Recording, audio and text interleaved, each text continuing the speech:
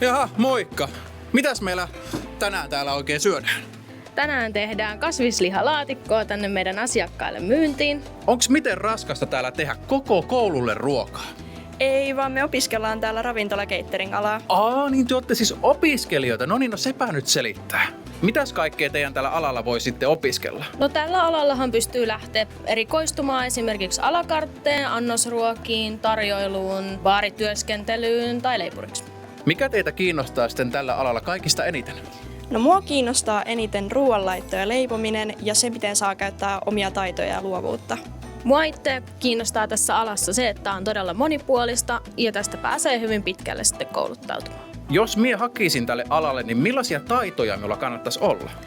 No tää ala vaatii sellaista hyvää paineensietokykyä ja sellaista ahkeruutta sitten työssä. Ja sitten myös semmoista tarkkuutta ja ryhmätyötaitoja. Jos teidän pitäisi valita, että kumpaa ruokaa työ söisitte, pohjaan palannutta vai liian suolasta, niin kumpaa? Mä söisin pohjaan palanutta. Kyllä mä söisin liian suolasta.